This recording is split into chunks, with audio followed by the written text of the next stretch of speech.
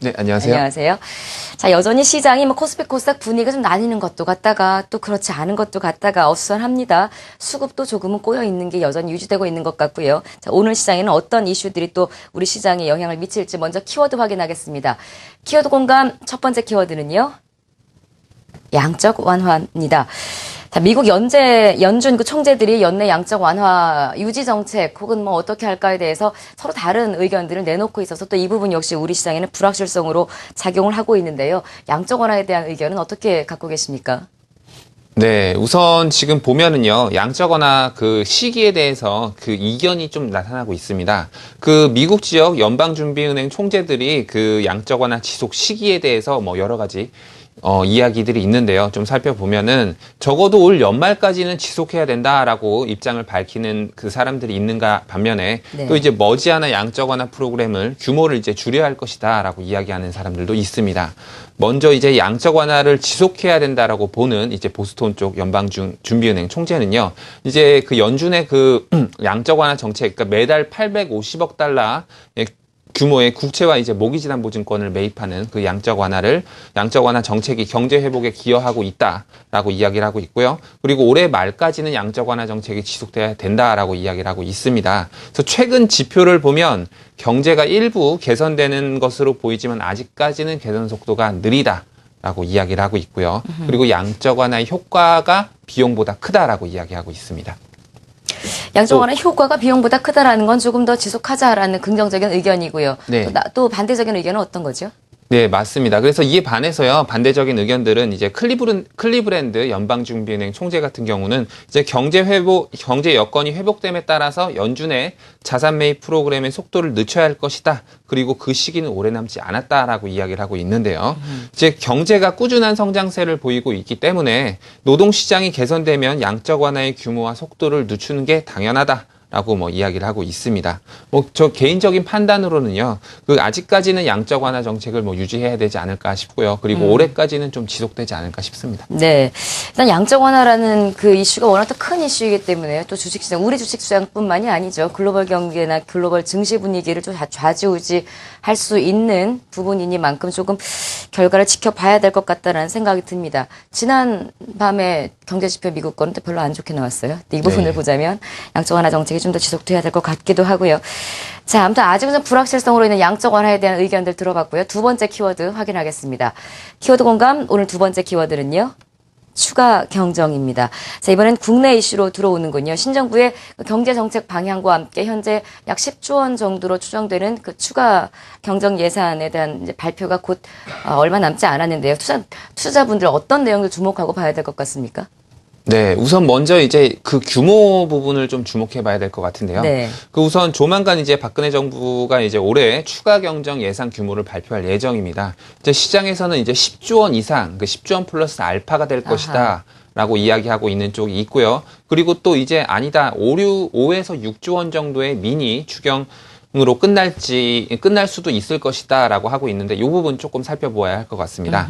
그래서 현재 이제 국채 그 예산 확보 방안에 대해서 그 부분에 대해서 여당과 야당 간의 약간의 그 합의가 좀 이루어지지 않은 상태라고 보고 있고요. 예. 이제 예산 확보 방안입니다. 그 방안이 이제 국채 발행을 통해서 추경 예산안을 편성하겠다라고 이야기를 하고 있는데요. 이 부분에 대해서 조금 좀 더 지켜봐야 될 것 같은데요. 이제 먼저 10조 원 이상 추경 예산을 편성해야 된다라는 이야기를 조금 더 살펴보면 네. 이제 올해 예산이 충분히 편성되지 못한 반면에 이제 경제 성장률도 안 좋고 실업률도 늘고 있다라고 이야기를 하고 있고요. 그래서 경기 활성화 차원에서 추경 편성 필요성이 커지고 있다라고 이야기하고 있습니다.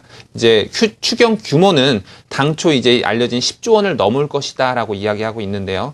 이게 그 지난해 이미 10조 원은 나왔고 이제 사실 그 플러스 알파가 필요한 시점이다라고 이야기하고 있습니다. 그래서 일단 뭐 비과세 축소라는 등을 통해서 사실상 이제 증세를 통한 그 예산 확보 방안을 일부 계획을 하고 있는 것 같습니다.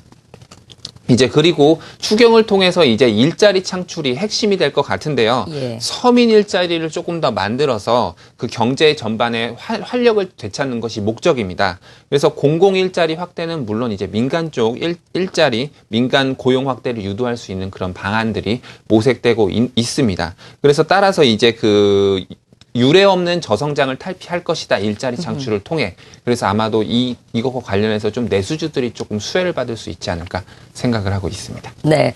일단 뭐 추경 예산 규모가 10조 원 플러스 알파가 될지 5, 6조 원으로 그칠지 뭐 여기에 대한 결과는 정확하게 나오지 않았습니다만 미국 이야기랑 크게 다른 건 없는 것 같다. 양적 완화가 비용보다 효과가 크냐 마냐. 우리도 역시 예산을 푸는 것인 만큼 또 국민들의 세금에서 나가는 거 아니겠습니까? 이 비용이 효과가 어느 정도일지 잘 또 추산을 해서 대책을 세워야 할까 하지 않을까 하는 생각이 듭니다. 자, 마지막 키워드 한번 확인해 보겠습니다. 오늘 키워드 공감 마지막 키워드는요. 코스피 코스닥. 지난주하고 부동호 방향이 바뀐 게 눈에 띄는데요. 이제는 코스피 시장이다. 뭐 이런 분위기인가요? 해석 부탁드리겠습니다. 네. 일단 요번 주 초부터 조금 흐름이 조금 변한 것 같다라는 생각이 듭니다. 네. 그래서 최근에 좀 보면은 오늘 같은 경우는 좀 반대의 경우가 나타나고 있습니다. 근데 최근 같은 경우는 코스피 상승세가 이어졌고요. 요번 주. 하지만 이제 코스닥은 좀 조정이 좀 연출이 되었습니다. 그래서 이게 아직 추세적인 상승이냐 하락이냐라고 이야기하기는 조금 어려운데요. 네. 일단 시장의 흐름은 조금 변한 것 같다라는 생각은 동의를 하고 있습니다. 그래서 아마도 이제 시장의 변동성을 줄 수 있는 요인들이 어느 정도 좀 줄어들면서 투자자들의 심리가 조금 개선되지 않았나 생각이 들고요. 예. 이제 그리고 아시아 주변국 대비 좀 할인되어 있는 어떤 그런 코스피 밸류에이션 수준을 감안했을 때 코스피의 상승세는 조금 더 이어질 것이다라고 생각이 들고요. 뭐 물론 오늘은 좀 조정이 나온 거지만 일단 요거는 어떤 그런 연속 급등에 따른 어떤 그런 조정이 아닌가 생각이 듭니다. 부동호 방향은 바뀌었지만 그렇다고 또 코스닥 시장이 이대로 주저앉겠다 이런 전망은 아니신 거죠? 네, 맞습니다.